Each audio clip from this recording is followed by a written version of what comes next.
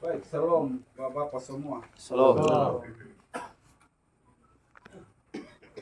Bacaan kita Mazmur 127 ayat 1 sampai 5 malam ini. Saya beri tema hiduplah sesuai kehendak Tuhan. Hiduplah sesuai dengan kehendak Tuhan.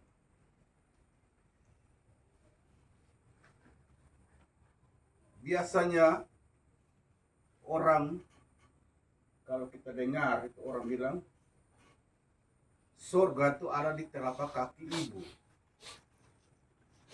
Nah, pertanyaannya untuk kita bapak-bapak semua, kira-kira di telapak kaki bapak itu ada apa? Mau. Ada neraka kok? Atau apa? Karena di telapak kaki ibu ada surga, tapi di telapak kaki bapak tidak pernah disebutkan. Nah, ini menjadi perenungan bagi kita sebagai bapak-bapak.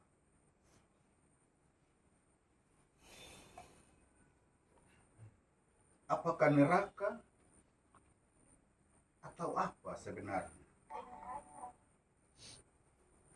Di telapak kaki Bapa sebenarnya ada jejak pahlawan.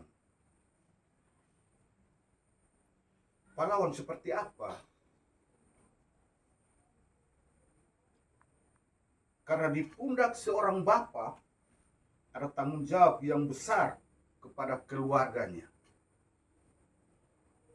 yaitu sebagai kepala keluarga. Karena itu kalau bilang telapak kaki ibu ada surga, di telapak kaki bapak juga ada pahlawan yang besar bagi kehidupan keluarga. Bapak-bapak yang dikasihi Tuhan, sebagai kepala keluarga kita dituntut untuk bisa menjadi saluran berkat bagi istri, bagi anak-anak kita, dan semua yang ada dalam rumah tangga kita.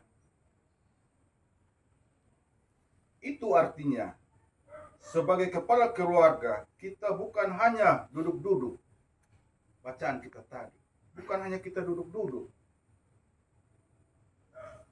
tapi dituntut untuk bisa menafkahi kebutuhan keluarga kita.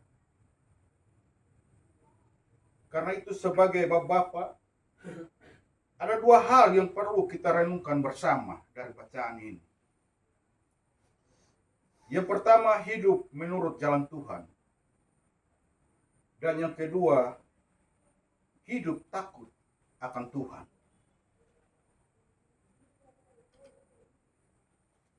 Bapak-bapak yang dikasihi, mari kita bercermin pengalaman Daud. Karena ini tadi bacaan siara Salomo. Salomo anak dari Daud. Mari kita bercermin pada pengalaman Daud, yang menjadi orang yang luar biasa dalam cerita Alkitab. Tapi juga ada kegagalan yang dia alami dalam kehidupannya sampai hari tuanya. Apa kegagalannya? Yang pertama, kejatuhan Daud dalam dosa ketika ia bersinah dengan Batseba. Para Daud ini orang yang hebat ini,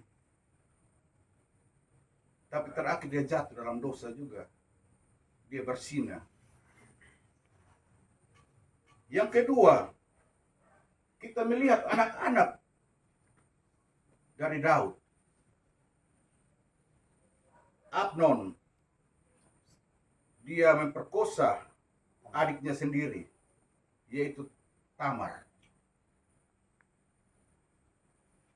Sementara Absalom membunuh kakaknya dan akhirnya ia ingin menguasai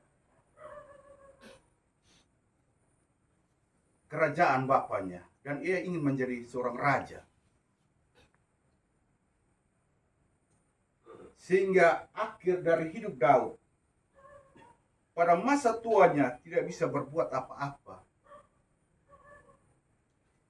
Sehingga anak-anaknya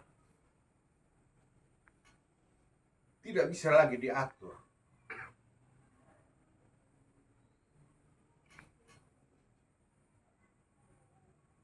Dan akhirnya anaknya mengesahkan dirinya menjadi raja, menggantikan bapaknya Daud.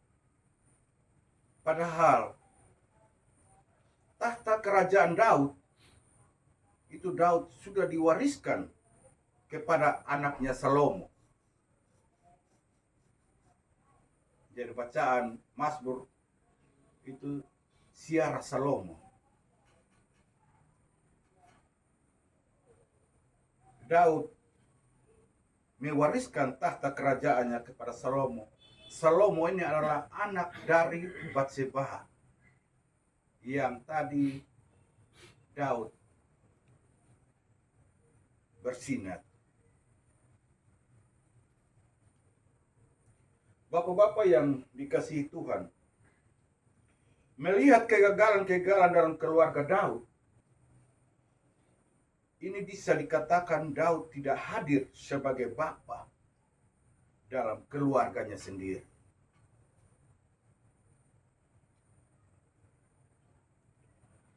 Peranan bapa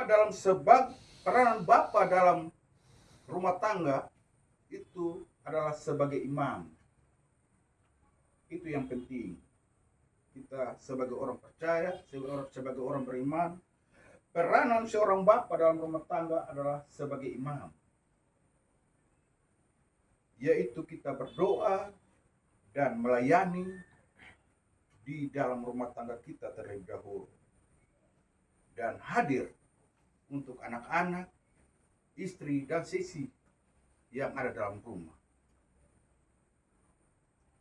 Daud sepertinya terlalu sibuk dengan pekerjaannya, kinerjanya, sehingga tidak hadir dan tidak selalu bersama dalam keluarga.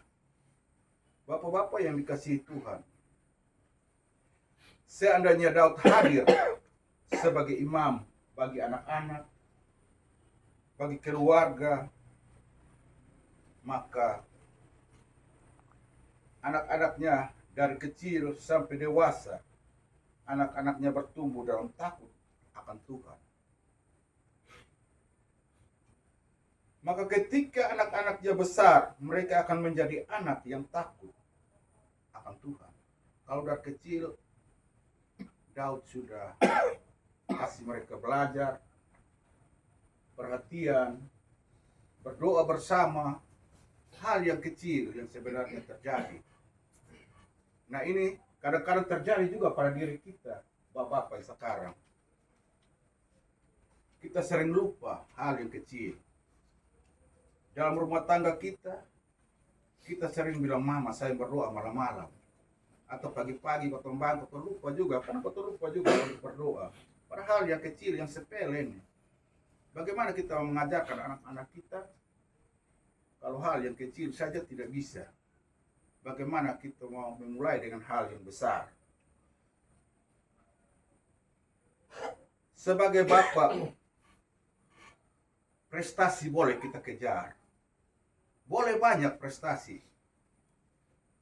Tapi kalau keluarga gagal, buat apa semua prestasi yang kita dapat itu? Sia-sia. Mari kita belajar dari kegagalan Daud. Untuk kita lakukan dalam kehidupan kita masing-masing. Karena itu, ada dua hal yang perlu kita renungkan bersama dalam kehidupan rumah tangga kita masing-masing. Dan dalam kehidupan kebersamaan kita sebagai kaum bapa. Yang pertama, kalau tadi kita baca Mazmur 127, kelanjutannya 128, berkat atas rumah tangga. Berkat rumah tangga sesungguhnya telah Tuhan sediakan bagi keluarga. Tuhan sudah sediakan bagi keluarga kita berkat. Asalkan setiap pemimpin rumah tangga tetap menjadi imam yang baik bagi keluarga. Bisakah tidak Ini pertanyaan besar bagi kita sebagai kaum bapa. Bisakah tidak? Tuhan sudah siapkan berkat yang begitu banyak bagi kita. Kita sebagai pemimpin, kita sebagai kaum bapa yang ada dalam rumah tangga, mampukah kita mengambil berkat itu dengan cara yang baik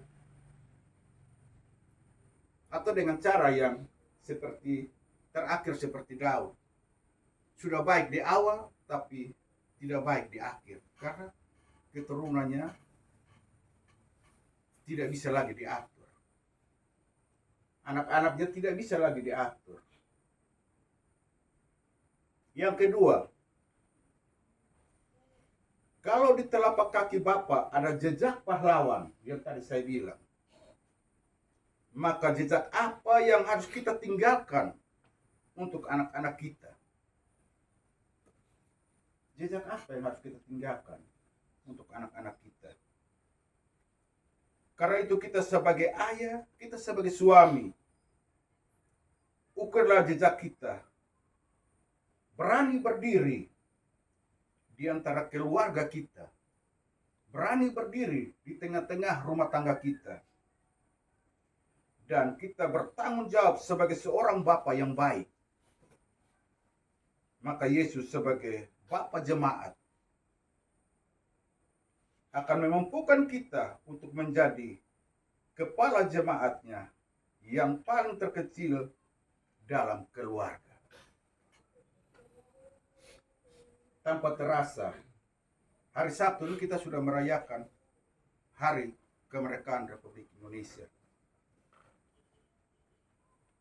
Apa yang kita buat sebagai bapak-bapak?